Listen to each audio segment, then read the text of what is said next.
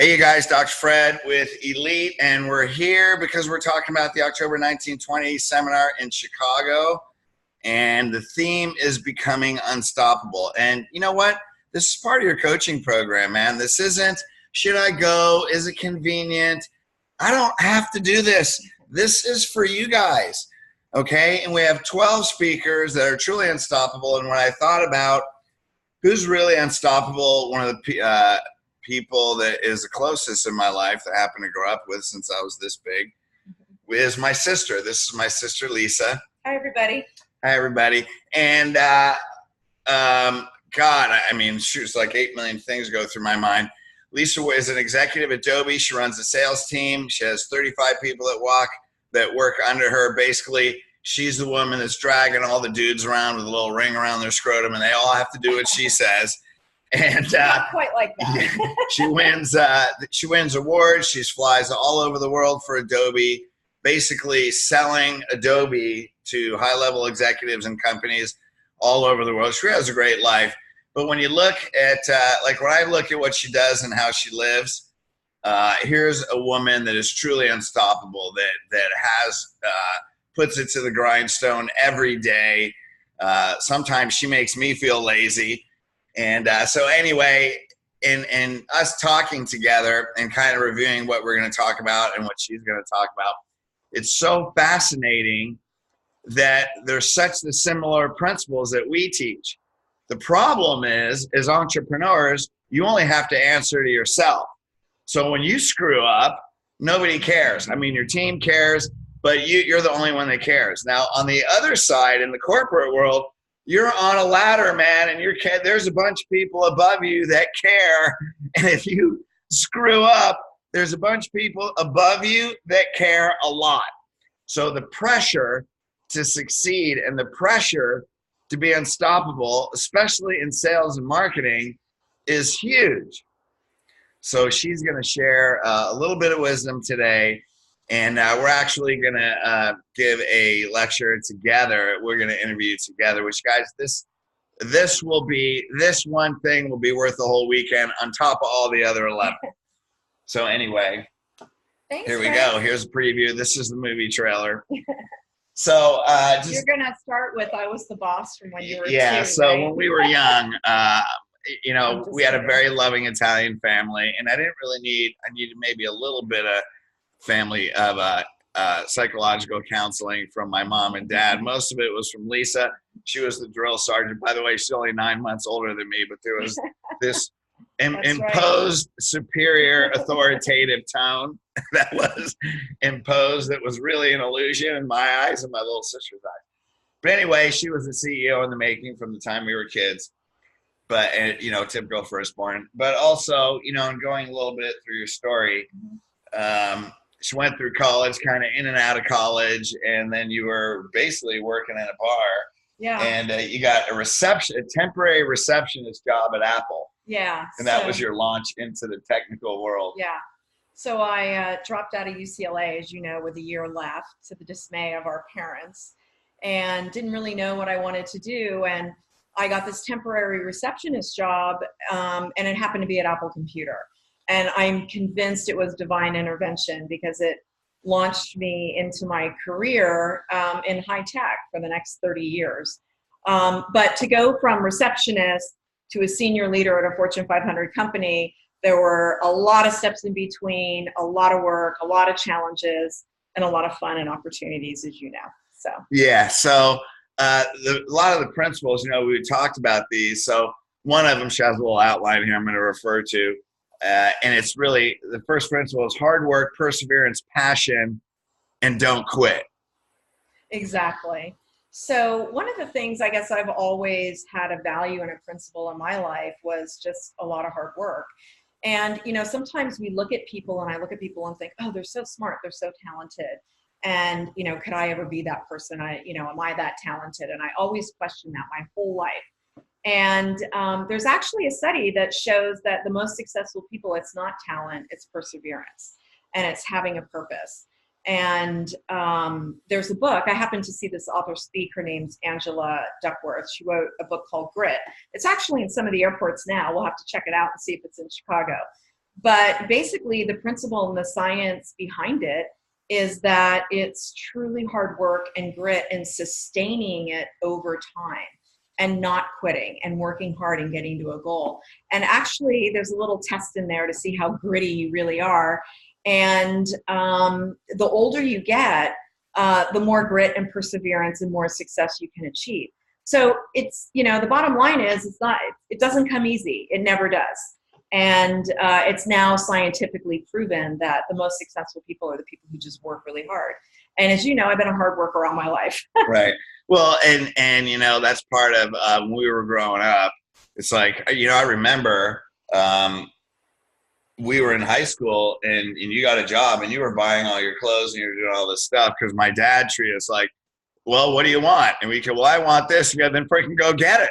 It was like, get a job and go get it. How about that? Like, yeah, right. Yeah, yeah. Well, son, what do you want? Well, then freaking go get it. So I guess that was kind of trained into us. But yeah, when and that's so powerful, man. It's like, you know what? There's no freaking excuses. So you see all these people that are leaders, not lucky they busted their friggin' ass. And that's really what it is. Perseverance. And isn't that why we have this becoming unstoppable? And really of all this, perseverance, hard work, passion, and you also said purpose. Yeah, absolutely. I mean, it's a proven fact that when you have purpose in your life or you're driving towards a vision, you are a happier person. The paradox of that is that you have to make sacrifices to get there. And so, the hard work, the perseverance, having a purpose, you will make sacrifices in your life. And I know you have, and I have, and we have lots of examples of that in our talk. Right. Yeah, that's amazing. So here's what it comes down to, gang. Purpose, unwavering purpose. Isn't that always the bottom line? I mean, how much do we teach that? Unwavering purpose is the key. Don't quit no matter what. Never stop. You guys have a vision. The word I always say, our greatest fear is not fulfilling that vision. Right. So there's principle number one. So the next one is be creative and flexible. So you were talking about so many barriers that you came up against. And sometimes it's like, I have no idea how it's going to happen. And then somehow you just it gets pulled off. So, you can talk about that because you have quarterly goals that you have to meet. Oh, absolutely. Yeah. So I have to meet my goals every single quarter. But I think the area that I've been the most creative and flexible has been trying to manage my personal life. As you know, after I got divorced when your nephew, my son, was 6, I didn't know how. I had a national sales job at the time. I was traveling and I just didn't know how I was going to pull it off. And it was really, really difficult sometimes. And as it turns out, as you know, Dad came to live with me. I mean, nobody wants their father to live with them when they're 35 years old or in their 30s, right? But it worked out for me at the time, and it taught me a really big lesson that, depending on what you want to do and how you want to get there, there's all kinds of creative solutions. And I tell women that all the time. Don't not go for something. That is absolutely the wrong thing to do. You got to go for it. And then you got to get really creative and be really flexible about how you can get there.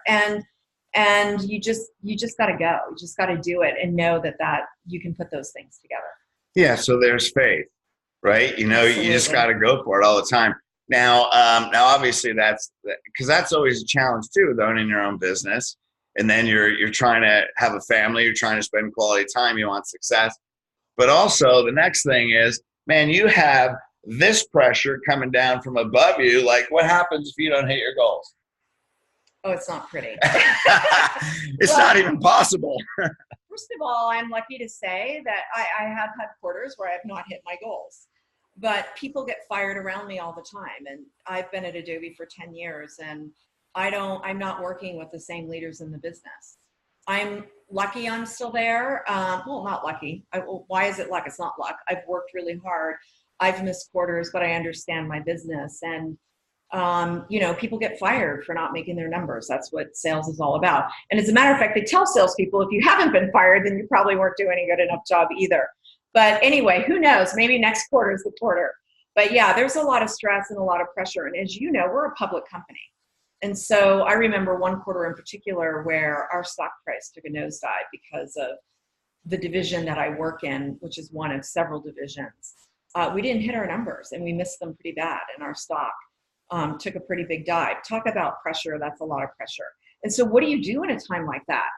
You literally like develop war rooms and you gather all these people and you try things and you try different things and you invest and you get new people and new talent into the organization and you try so many things and then you learn and you iterate. And you know, it's not, there's never a silver bullet for anything. That is the one thing that I have learned. It's usually many things and doing a lot of iteration to get you to what could ultimately be successful. It's never easy. I have learned that you've got to cope with a lot of problems every day to make something successful. Now, doesn't this sound like a lot like chiropractic and running your business? I mean, come on, do we go through this? Now, here's the thing. You don't have people above you. Okay, you're not a publicly traded company. You know, now, of course, Lisa focused on, what did she say at first? Well, there's lots of times I didn't hit my goals. She's almost 60 years old. First of all, she looked great. She's 58. 58? Oh, thank you. Yes. Yeah, so, hey, we have good 9 genetics. months older than you. Yeah, there you go. But how come I look older? That's what I'm wondering. But the bottom line is she said, hey, there's times we don't hit our goals. But if you're a 58-year-old executive and you still have your job, she's hitting goals all the time. And so what did she say when you didn't hit your goals? We go in a war room. Okay. Is that a pre-shift tunnel? I don't know what it is. What's a war room? You know what I mean? Do you need a freaking war room when you're looking at your weekly intention sheet? So that's, and here's what it is, because when you got people breathing down your neck, you have to do what it takes. And that's the difference. You own your own business. You have a purpose, but do you really do what it takes? And that's what this weekend coming up is about being unstoppable. So, hey, I'm putting War Room into our team manual. That's going in there next. We have lots of iterations of those. Not that much fun, trust me. Okay, we got another one. Yeah, like you said, confidence, next principle, confidence built by doing, falling over, and then overcoming again. You know, it's so funny because at 58, I would say I'm finally coming into my own. If I had to give my younger self advice, it would be confident. And you know, people always say be confident or fake it till you make it, which I hate the fake it till you make it phrase for people. There's another great book. Sorry, I'm quoting all these books, but Katty Kay is the BBC news anchor for North America. She wrote a book with another woman called The Confidence Code. And you know how you get confident? By just doing something. Literally, it's that. And I thought, I had the biggest, oh my God, it's that easy. If you don't want to speak in public, guess what you got to do? Speak in public. Right. And that's how you get confident. If, you know, for me, I hate the numbers part of my job, which has gotten completely intense. So guess what I have to do every day? I got to focus on the numbers piece of my job and all of the data. And when you master it, you get confident. So learning new things and saying, I can't do that, I'm not good at that.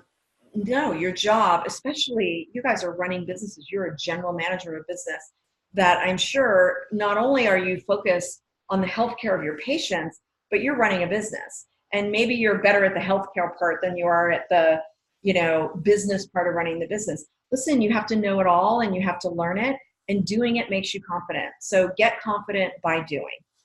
There you go. Isn't that interesting? Because we all want to hang in the areas of our strength. Fortunately, we have systems where we don't have to do everything, but we hire the right team, which is another thing that, which is another one, because we were talking about when you look at the person above you, your boss, and the people that he's hired on your level, that the people he's hired have very specific talents in their roles. Absolutely. And it was building diverse teams is absolutely known for driving success. And it's pretty basic to understand. If you have a group around you with different skills, you'll be more successful. So, you know, you want to hire people in the areas that you're weak, and you want to leverage on all your strengths. Play into your strengths. First of all, know what your strengths are. If you don't really know what your strengths are, There's a great test you can take online called Strength Finders. It takes like 15 minutes. You answer all these questions. It gives you the 4 major categories, maybe it's 6, of what your core strengths are. And I don't know anyone who hasn't read it and said, yep, that's me. And then you should look at the other strengths and think, where do I need to surround myself with people and skills, whether it's a mentor or a person that works with you or for you, to develop the areas that you're not strong in. So what were your strengths? Communications. Nice. A relator. And I'll have to think of the other ones. I can't remember off the top of my head. Interesting. But before I get there, I'll look them up again. Yeah, there you go. So you have the answer. Yeah. All right, what else we got? Well, certainly goals. I mean, you lead a women's global leadership program at Adobe. God, there's so many things you do. Talk about sports. If we have to hit one thing, I mean, there's 10 things here, gang. We're not going through all 10 right now, but I guarantee you I've looked at these. These are life-changing. Great quotes. What I want to really cover is, and we'll wrap this up here, is mantras that your boss has. Number 1 is everyone has value, find it. Isn't that every patient? Isn't that our team? Everyone has value. It's your job to find it. Is that what we go through in boot camps? And then be hard on results and soft on people. Yeah. Those are game changers. So can you talk about that? Yeah, well, I work for a senior vice president in our company who has been a real role model for me. He is an amazing person, and he operates our business beautifully under an incredible amount of stress and hard work. And he's always the funniest, happiest guy in the office. And he's super down to earth and a great family guy. And that's his motto, hard on results and soft on people. He has 500 people in his division. I'm only one part of his business. And he knows the people in his organization. When we have challenges with people, whatever they may be, we work with them to find where they can be the most successful if it's not working out for the role that they're in. He really, really cares about every individual on our team, what their strengths are and how they contribute to the team, which is awesome. And he's super focused on our quarterly results. And we don't measure our results just with the report. We actually get daily reports. So we look at our sales every day, every week, every quarter. And so, there's a lot of people who are looking how the business is running, and some are doing well and some are not. And we have to manage around the results and manage around the business and what we're accomplishing. But he always takes a really great approach with people to manage and get the best result out of them. Don't you think that's fascinating? Because as she's going through this, it's really, so it would appear that his really primary core value is relationship, but they hit the goals, they hit numbers through relationship, right? In other words, by creating a supportive relationship, really what he's doing, he's building a great culture. Oh, absolutely. His team is a great culture. Isn't that exactly what we teach? Now they have quarterly goals, but when do they measure them? Daily. Does this sound like the weekly intention sheet? Does this sound familiar? You're looking at it daily. You're breaking it down per shift. So it seems like something so simple, but the culture aspect, leadership aspect, looking at numbers, turning them into, and using relationships to grow numbers. This, and it's Adobe, man. This is a world-class international Fortune 500 company. And you guys are using similar principles. So I'm really excited now. Hey, we just went over 3 or 4 things. There's 10 things, and we just touched on them. But we're going to go into more detail, where I know this interview that we're going to do and what she's going to share with us is going to be a hugely mind-expanding 45 minutes to an hour that we go through. And amongst all the others, I know this alone will be worth your whole weekend. So get your butt there, bring your friends, bring your team. It's going to make a difference. It's not optional. Okay, Lise, well, we're looking forward to it. Can't wait. Yeah, what I'm really excited about is we go to Carmine's dinner Saturday night. All the Italian leaders go. I think we have a Jewish guy and an Irish guy. Got another Italian. coming with us. So be there October 19th. Go to elitecoachingllc.com, get registered. And elite people, be there. No, don't think.